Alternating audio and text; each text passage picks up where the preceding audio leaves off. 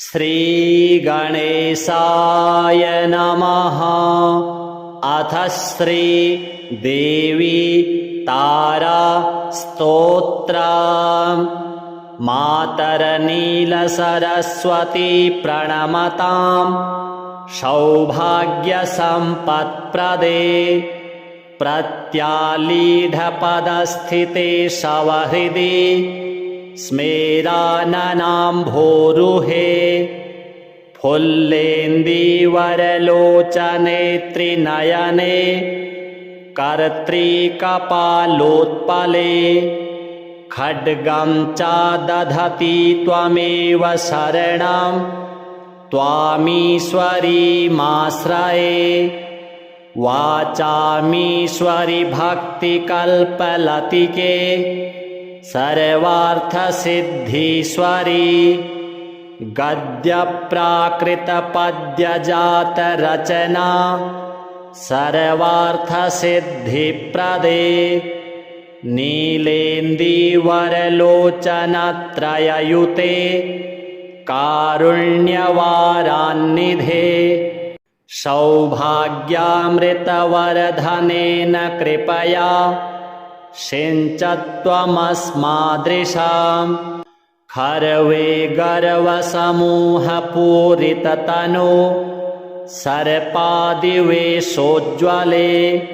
व्याघ्रत्वक्परिवीतसुन्दरकटी व्याधूतघण्टाङ्किते। सद्यः कृद्गलद्रजः परिमिलन् मुण्डद्वयी मूर्धज। ग्रन्थिश्रेणि नृमुण्डदामललिते भीमे भयं नाशय। मायानङ्गविकाररूपललना बिन्दवर्धचन्द्राम्बिके। हुं फट्कारमयि त्वमेव शरणं मन्त्रात्मिके मादृशः। मूर्तिस्ते जननी त्रिधाम घटिता स्थूलातिसूक्ष्मा परा। वेदानां नहि गोचरा कथमपि प्राज्ञैर्नुतामाश्रये। त्वत्पादाम्बुजसेवया सुकृतिनो गच्छन्ति सायुज्यताम्। तस्याः श्रीपरमेश्वरत्रिनयन ब्रह्मादिसाम्यात्मनः। संसाराम्बुधिमज्जने पटुतनुर्देवेन्द्रमुख्यासुरान्। मातस्ते पदसेवने हि विमुखान् किं मन्दधिः सेवते। मातस्त्वत्पदपङ्कजद्वयरजो मुद्राङ्ककोटिरिणस्ते। देवा जयसङ्गरे विजयिनो निःशङ्कमङ्के गताः। देवोऽहं भुवने न मे सम इति स्पर्धां वहन्तः परे। तत्तुल्यां नियतं यथा शशिरवि नाशं व्रजन्ति स्वयं। त्वन्नामस्मरणात् पलायनपरान् द्रष्टुं च शक्ता न ते। भूतप्रेतपिशाचराक्षसगणा यक्षश्च नागाधिपाः। दैत्यादानवपुङ्गवाश्च खचरा व्याघ्रादिका जन्तवो। डाकिन्यः कुपितान्तकश्च मनुजान् मातः क्षणं भूतले।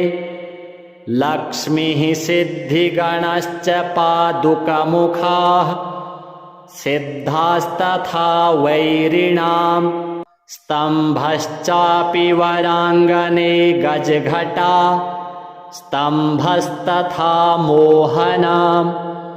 मातस्त्वत्पदसेवया खलु नृणां सिद्ध्यन्ति ते गुणाः। क्लान्तः कान्तमनो भवोऽत्र भवति शूद्रोऽपि वाचस्पतिः ताराष्टकमिदं पुण्यं भक्तिमान् यः पठेन्नरः प्रातर्मध्याह्नकाले च सायाह्ने नियतः शुचिः लभते कवितां विद्यां सर्वशास्त्रार्थविद् भवेत् लक्ष्मीमनस्वरां प्राप्य भुक्त्वा भोगान्यथीप्सितान् कीर्तिं कान्तिं च नैरुज्यं सर्वेषां प्रियतां व्रजेत् विख्यातिं चापि लोकेषु प्राप्यन्ते मोक्षमाप्नुयात् श्रीतारादेव्यार्पणमस्तु। मातरनीलसरस्वती प्रणमतां सौभाग्यसम्पत्प्रदे प्रत्यालीढपदस्थिते शवहृदि स्मेराननाम्भोरुहे फुल्लेन्दीवरलोचने त्रिनयने कर्त्रीकपालोत्पले खड्गं च दधति त्वमेव शरणं त्वामीश्वरीमाश्रये वाचामीश्वरि भक्तिकल्पलतिके सर्वार्थसिद्धीश्वरी गद्यप्राकृतपद्यजातरचना सर्वार्थसिद्धिप्रदे नीलेन्दीवरलोचनत्रययुते कारुण्यवारान्निधे सौभाग्यामृतवरधनेन कृपया सिञ्चत्वमस्मादृशां खर्वे गर्वसमूहपूरिततनो सर्पादिवेशोज्ज्वले व्याघ्रत्वक्परिवीतसुन्दरकटी व्याधूतघण्टाङ्किते सद्यः कृद्गलद्रजः परिमिलन् मुण्डद्वयी मूर्धज ग्रन्थिश्रेणि नृमुण्डदामललिते भीमे भयं नाशय मायानङ्गविकाररूपललना बिन्दवर्धचन्द्राम्बिके हुं फट्कारमयि त्वमेव शरणं मन्त्रात्मिके मादृशः मूर्तिस्ते जननी त्रिधाम घटिता स्थूलातिसूक्ष्मा परा वेदानां नहि गोचरा कथमपि प्राज्ञैर्नुतामाश्रये त्वत्पादाम्बुजसेवया सुकृतिनो गच्छन्ति सायुज्यतां तस्याः श्रीपरमेश्वरत्रिनयन ब्रह्मादिसाम्यात्मनः संसाराम्बुधिमज्जने पटुतनुर्देवेन्द्रमुख्यासुरान् मातस्ते पदसेवने हि विमुखान् किं मन्दधिः सेवते मातस्त्वत्पदपङ्कजद्वयरजो मुद्राङ्ककोटिरिणस्ते देवा जयसङ्गरे विजयिनो निःशङ्कमङ्के गताः देवोऽहं भुवने न मे सम इति स्पर्धां वहन्तः परे तत्तुल्यां नियतं यथा शशिरवि नाशं व्रजन्ति स्वयं त्वन्नामस्मरणात् पलायनपरान्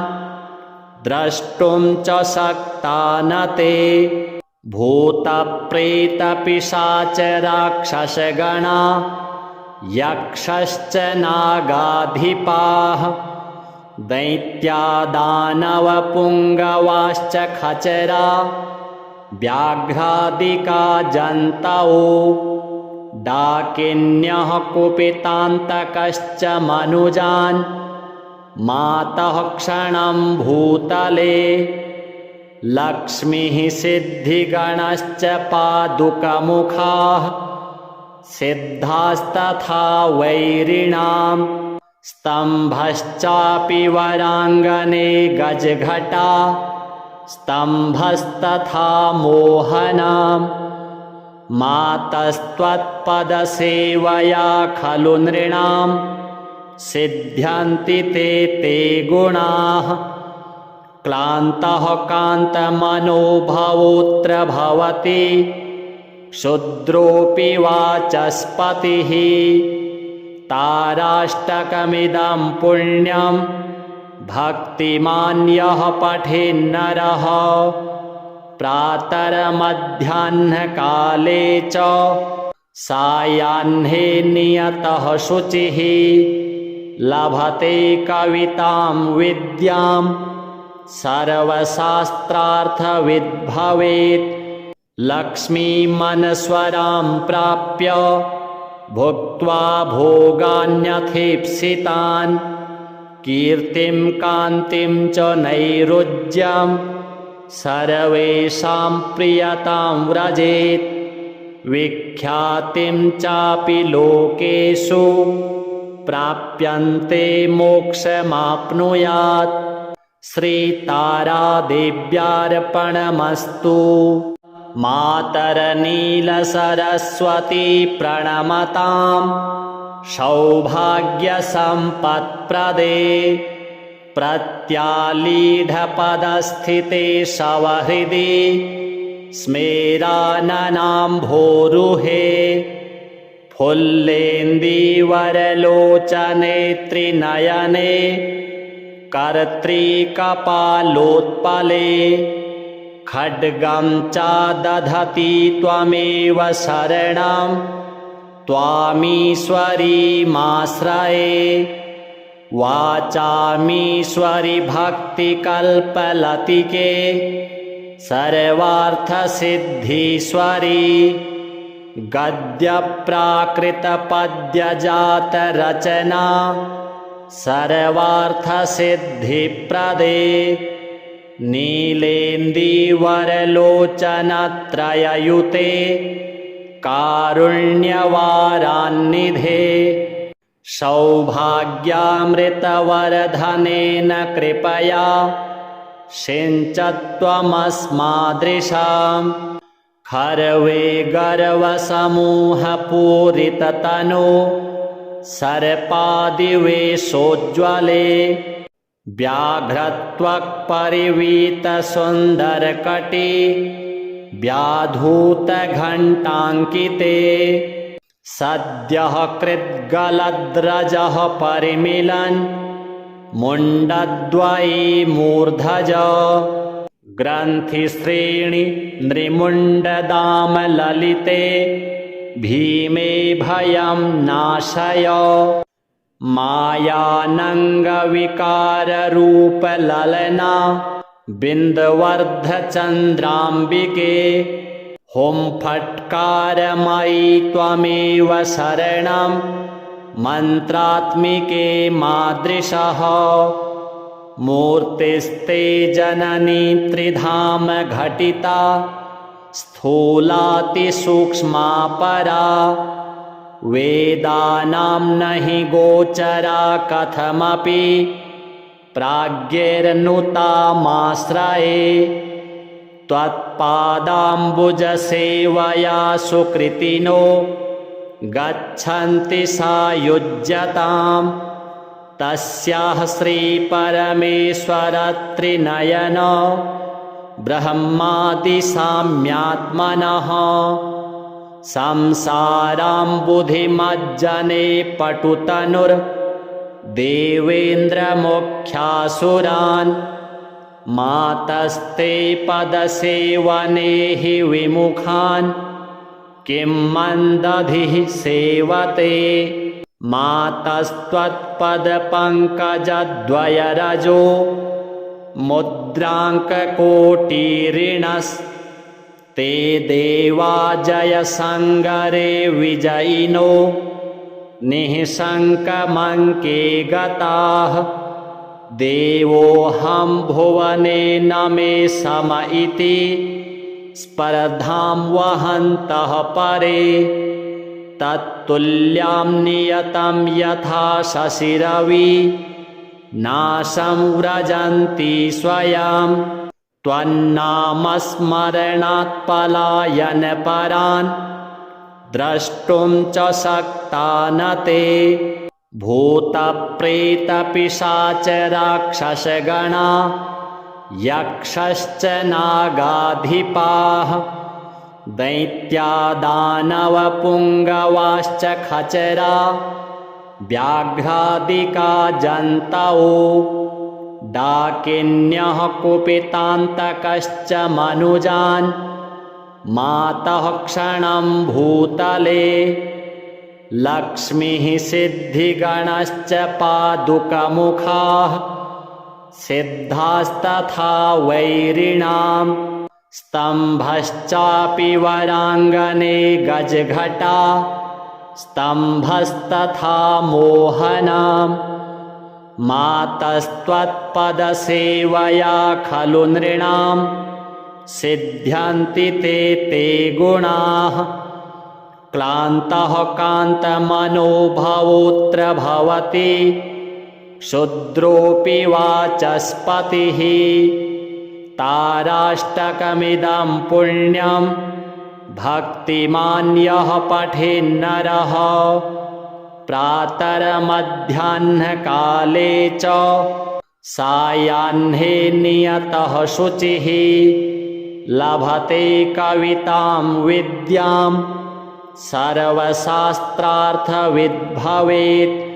लक्ष्मीमनस्वरां प्राप्य भुक्त्वा भोगान्यथीप्सितान् कीर्तिं कान्तिं च नैरुज्यं सर्वेषां प्रियतां व्रजेत्। विख्यातिं चापि लोकेषु प्राप्यन्ते मोक्षमाप्नुयात्। श्रीतारादेव्यार्पणमस्तु। मातर्नीलसरस्वती प्रणमतां सौभाग्यसम्पत्प्रदे। प्रत्यालीढपदस्थिते शवहृदि स्मेराननाम्भोरुहे। फुल्लेन्दीवरलोचने त्रिनयने कर्त्रीकपालोत्पले। खड्गं च दधति त्वमेव शरणं त्वामीश्वरीमाश्रये। वाचामीश्वरि भक्तिकल्पलतिके सर्वार्थसिद्धीश्वरी। गद्यप्राकृतपद्यजातरचना सर्वार्थसिद्धिप्रदे। नीलेन्दीवरलोचनत्रययुते कारुण्यवारान्निधे। सौभाग्यामृतवरधनेन कृपया सिञ्चत्वमस्मादृशां। खर्वे गर्वसमूहपूरिततनो सर्पादिवेशोज्ज्वले। व्याघ्रत्वक्परिवीतसुन्दरकटी व्याधूतघण्टाङ्किते।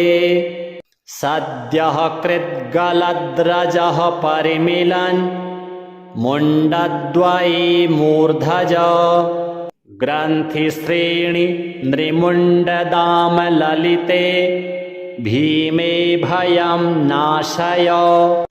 मायानङ्गविकाररूपललना बिन्दवर्धचन्द्राम्बिके।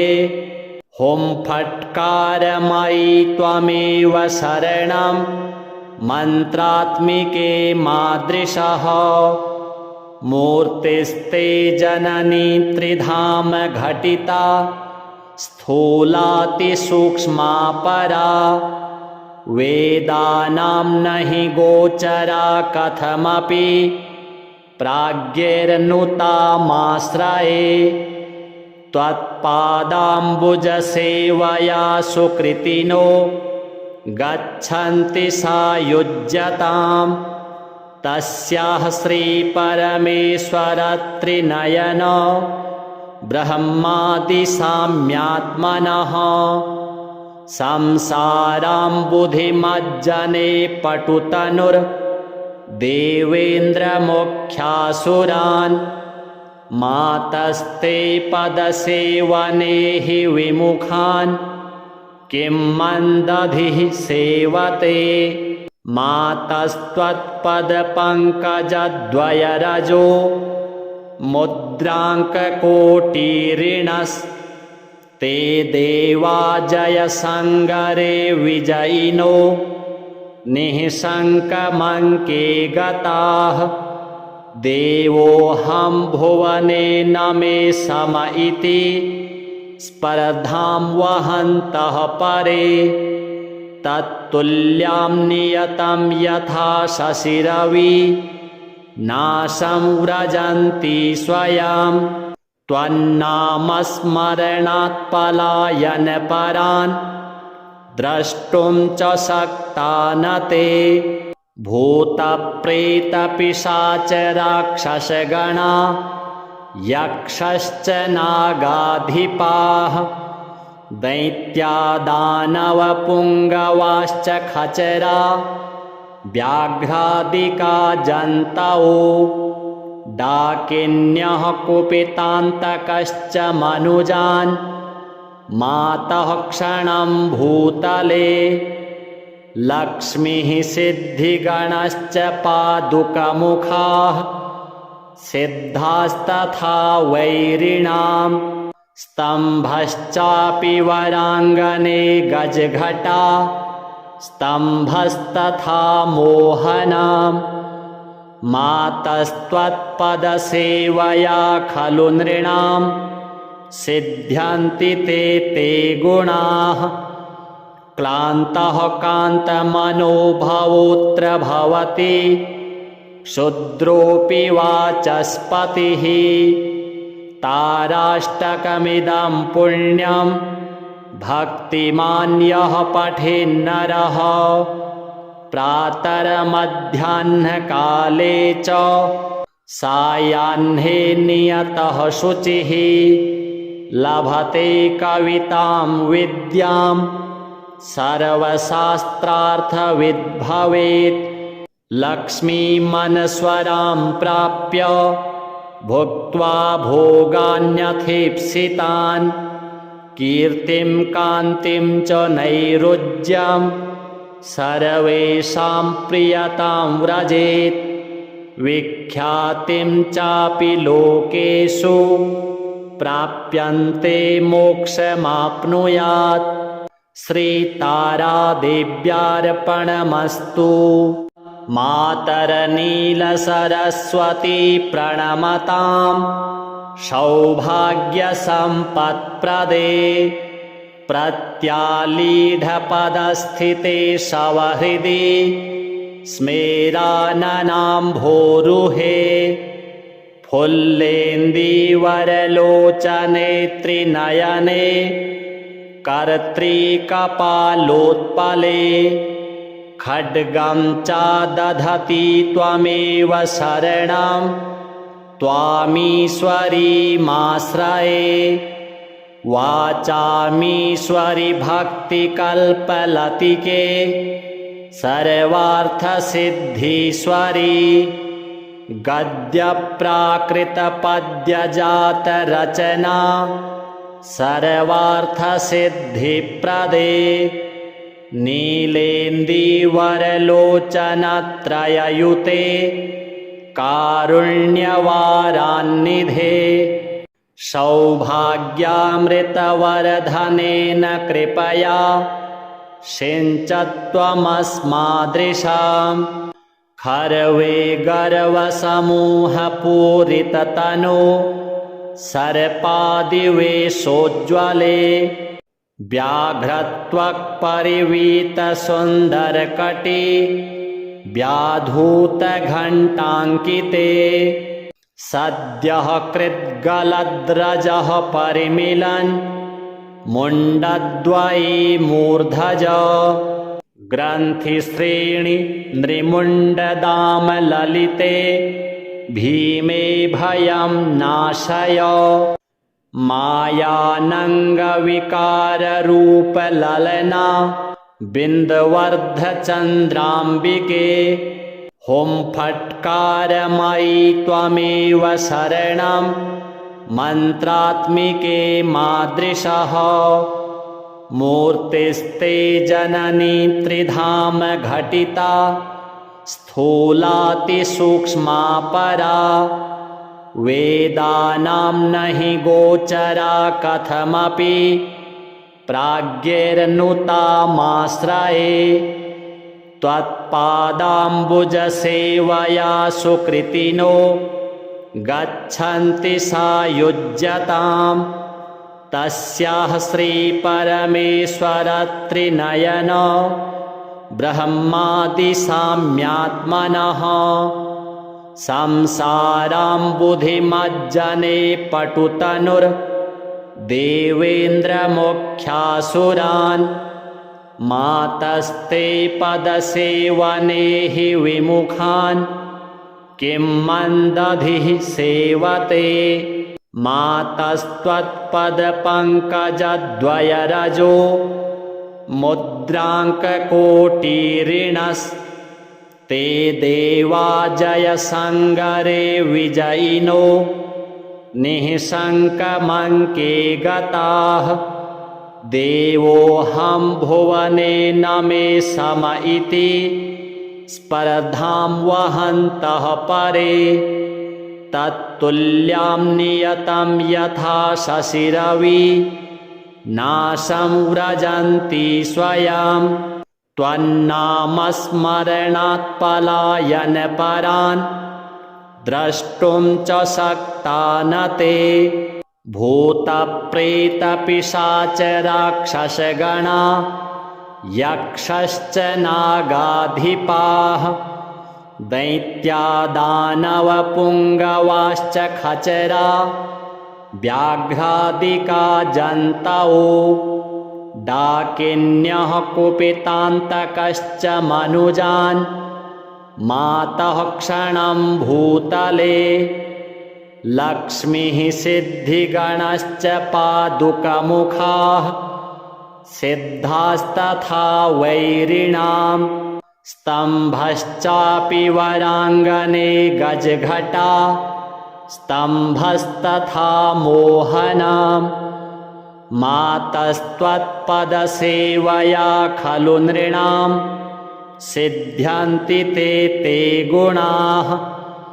क्लान्तः कान्तमनोभवोऽत्र भवति क्षुद्रोऽपि वाचस्पतिः ताराष्टकमिदं पुण्यं भक्तिमान् यः पठेन्नरः प्रातर्मध्याह्नकाले च सायाह्ने नियतः शुचिः लभते कवितां विद्यां सर्वशास्त्रार्थविद् भवेत् लक्ष्मीमनस्वरां प्राप्य भुक्त्वा भोगान्यथीप्सितान्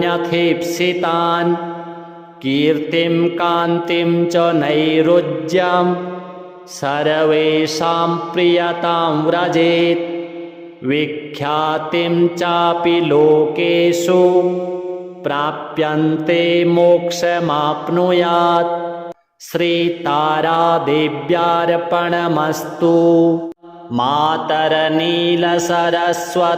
प्रणमतां सौभाग्यसम्पत्प्रदे प्रत्यालीढपदस्थिते शवहृदि स्मेराननाम्भोरुहे फुल्लेन्दीवरलोचने त्रिनयने कर्त्रीकपालोत्पले खड्गं चादधति त्वमेव शरणं त्वामीश्वरीमाश्रये वाचामीश्वरि भक्तिकल्पलतिके सर्वार्थसिद्धीश्वरी गद्यप्राकृतपद्यजातरचना सर्वार्थसिद्धिप्रदे नीलेन्दीवरलोचनत्रययुते कारुण्यवारान्निधे सौभाग्यामृतवरधनेन कृपया सिञ्चत्वमस्मादृशां खर्वे गर्वसमूहपूरिततनो सर्पादिवेशोज्ज्वले व्याघ्रत्वक्परिवीतसुन्दरकटी व्याधूतघण्टाङ्किते सद्यः कृद्गलद्रजः परिमिलन् मुण्डद्वयी मूर्धज ग्रन्थिश्रेणि नृमुण्डदामललिते भीमे भयं नाशय मायानङ्गविकाररूपललना बिन्दवर्धचन्द्राम्बिके हुं फट्कारमयि त्वमेव शरणं मन्त्रात्मिके मादृशः मूर्तिस्ते जननी त्रिधाम घटिता स्थूलातिसूक्ष्मा परा वेदानां नहि गोचरा कथमपि प्राज्ञैर्नुतामाश्रये त्वत्पादाम्बुजसेवया सुकृतिनो गच्छन्ति सायुज्यतां तस्याः श्रीपरमेश्वरत्रिनयन ब्रह्मादिसाम्यात्मनः संसाराम्बुधिमज्जने पटुतनुर्देवेन्द्रमुख्यासुरान् मातस्ते पदसेवने हि विमुखान् किं मन्दधिः सेवते मातस्त्वत्पदपङ्कजद्वयरजो मुद्राङ्ककोटिरिणस्ते देवा जयसङ्गरे विजयिनो निःशङ्कमङ्के गताः देवोऽहं भुवने न मे सम इति स्पर्धां वहन्तः परे तत्तुल्यां नियतं यथा शशिरवि नाशं व्रजन्ति स्वयं त्वन्नामस्मरणात् पलायनपरान्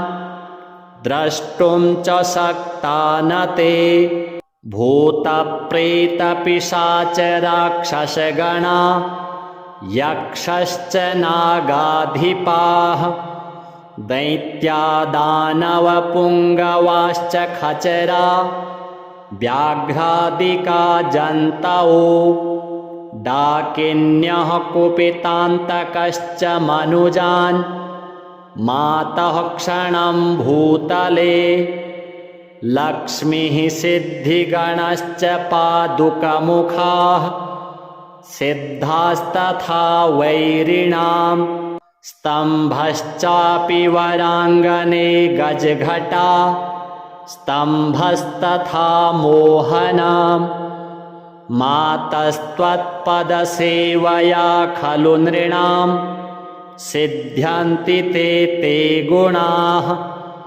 क्लान्तः कान्तमनोभवोऽत्र भवति क्षुद्रोऽपि वाचस्पतिः ताराष्टकमिदं पुण्यं भक्तिमान् यः पठेन्नरः प्रातर्मध्याह्नकाले च सायाह्ने नियतः शुचिः लभते कवितां विद्यां सर्वशास्त्रार्थविद् भवेत् लक्ष्मीमनस्वरां प्राप्य भुक्त्वा भोगान्यथीप्सितान्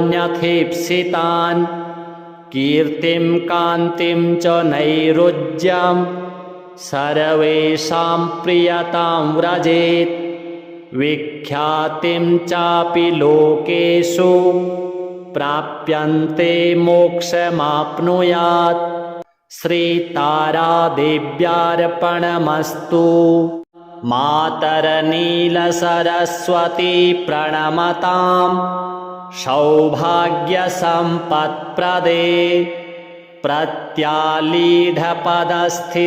शवहृदि स्मेराननाम्भोरुहे फुल्लेन्दीवरलोचने त्रिनयने कर्त्रीकपालोत्पले खड्गं च दधति त्वमेव शरणं त्वामीश्वरीमाश्रये वाचामीश्वरि भक्तिकल्पलतिके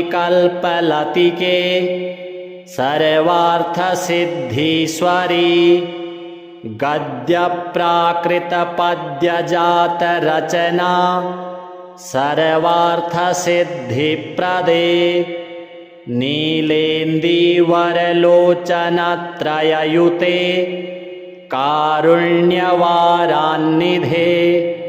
सौभाग्यामृतवरधनेन कृपया सिञ्चत्वमस्मादृशां खर्वे गर्वसमूहपूरिततनो सर्पादिवेशोज्ज्वले व्याघ्रत्वक्परिवीतसुन्दरकटी व्याधूतघण्टाङ्किते सद्यः कृद्गलद्रजः परिमिलन् मुण्डद्वयी मूर्धज ग्रन्थिश्रेणि नृमुण्डदामललिते भीमे भयं नाशय मायानङ्गविकाररूपललना बिन्दवर्धचन्द्राम्बिके हुं फट्कारमयि त्वमेव शरणं मन्त्रात्मिके मादृशः मूर्तिस्ते जननी त्रिधाम घटिता स्थूलातिसूक्ष्मा परा वेदानां नहि गोचरा कथमपि प्राज्ञैर्नुतामाश्रये त्वत्पादाम्बुजसेवया सुकृतिनो गच्छन्ति सायुज्यतां तस्याः श्रीपरमेश्वरत्रिनयन ब्रह्मादिसाम्यात्मनः संसाराम्बुधिमज्जने पटुतनुर्देवेन्द्रमुख्यासुरान् मातस्ते पदसेवने हि विमुखान् किं मन्दधिः सेवते मातस्त्वत्पदपङ्कजद्वयरजो मुद्राङ्ककोटिरिणस्ते देवा जयसङ्गरे विजयिनो निःशङ्कमङ्के गताः देवोऽहं भुवने न मे सम इति स्पर्धां वहन्तः परे तत्तुल्यां नियतं यथा शशिरवि नाशं व्रजन्ति स्वयं त्वन्नामस्मरणात् पलायनपरान् द्रष्टुं च शक्ता न ते भूतप्रेतपिशाचराक्षसगणा यक्षश्च नागाधिपाः दैत्यादानवपुङ्गवाश्च खचरा व्याघ्रादिका जन्तवो डाकिन्यः कुपितान्तकश्च मनुजान् मातः क्षणं भूतले लक्ष्मीः सिद्धिगणश्च पादुकमुखाः सिद्धास्तथा वैरिणां स्तम्भश्चापि वराङ्गने गजघटा स्तम्भस्तथा मोहनाम् मातस्त्वत्पदसेवया खलु नृणां सिद्ध्यन्ति ते गुणाः क्लान्तः कान्तमनो भवोऽत्र भवति क्षुद्रोऽपि वाचस्पतिः ताराष्टकमिदं पुण्यं भक्तिमान् यः पठेन्नरः प्रातर्मध्याह्नकाले च सायाह्ने नियतः शुचिः लभते कवितां विद्यां सर्वशास्त्रार्थविद् भवेत् लक्ष्मीमनस्वरां प्राप्य भुक्त्वा भोगान्यथीप्सितान् कीर्तिं कान्तिं च नैरुज्यं सर्वेषां प्रियतां व्रजेत् विख्यातिं चापि लोकेषु प्राप्यन्ते मोक्षमाप्नुयात् श्रीतारादेव्यार्पणमस्तु। मातर्नीलसरस्वती प्रणमतां सौभाग्यसम्पत्प्रदे प्रत्यालीढपदस्थिते शवहृदि स्मेराननाम्भोरुहे फुल्लेन्दीवरलोचने त्रिनयने कर्त्रीकपालोत्पले खड्गं च दधति त्वमेव शरणं त्वामीश्वरीमाश्रये वाचामीश्वरि भक्तिकल्पलतिके सर्वार्थसिद्धीश्वरी गद्यप्राकृतपद्यजातरचना सर्वार्थसिद्धिप्रदे नीलेन्दीवरलोचनत्रययुते कारुण्यवारान्निधे सौभाग्यामृतवर्धनेन कृपया सिञ्चत्वमस्मादृशां खर्वे गर्वसमूहपूरिततनो सर्पादिवेशोज्ज्वले व्याघ्रत्वक्परिवीतसुन्दरकटी व्याधूतघण्टाङ्किते सद्यः कृद्गलद्रजः परिमिलन् मुण्डद्वयी मूर्धज ग्रन्थिश्रेणि नृमुण्डदामललिते भीमे भयं नाशय मायानङ्गविकाररूपललना बिन्दवर्धचन्द्राम्बिके हुं फट्कारमयि त्वमेव शरणं मन्त्रात्मिके मादृशः मूर्तिस्ते जननी त्रिधाम घटिता स्थूलातिसूक्ष्मा परा वेदानां नहि गोचरा कथमपि प्राज्ञैर्नुतामाश्रये त्वत्पादाम्बुजसेवया सुकृतिनो गच्छन्ति सायुज्यतां तस्याः श्रीपरमेश्वरत्रिनयन ब्रह्मादिसाम्यात्मनः संसाराम्बुधिमज्जने पटुतनुर्देवेन्द्रमुख्यासुरान् मातस्ते पदसेवने हि विमुखान् किं मन्दधिः सेवते मातस्त्वत्पदपङ्कजद्वयरजो मुद्राङ्ककोटिरिणस्ते देवा जयसङ्गरे विजयिनो निःशङ्कमङ्के गताः देवोऽहं भुवने न मे सम इति स्पर्धां वहन्तः परे तत्तुल्यां नियतं यथा शशिरवि नाशं व्रजन्ति स्वयं त्वन्नामस्मरणात् पलायनपरान्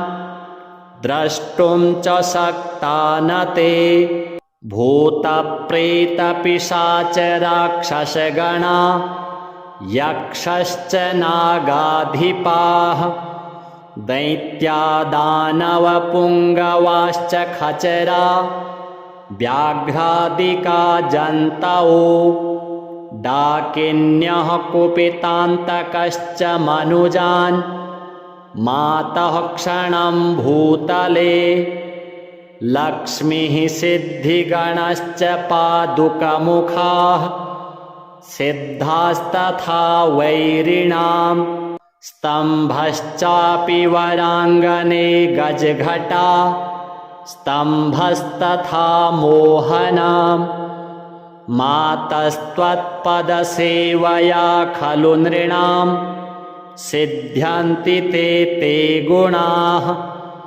क्लान्तः कान्तमनोभवोऽत्र भवति क्षुद्रोऽपि वाचस्पतिः ताराष्टकमिदं पुण्यं भक्तिमान् यः पठेन्नरः प्रातर्मध्याह्नकाले च सायाह्ने नियतः शुचिः लभते कवितां विद्यां सर्वशास्त्रार्थविद् भवेत् लक्ष्मीमनस्वरां प्राप्य भुक्त्वा भोगान्यथीप्सितान्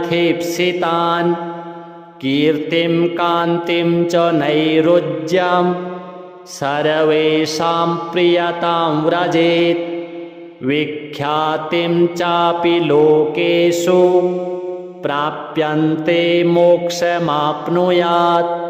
श्रीतारादेव्यार्पणमस्तु।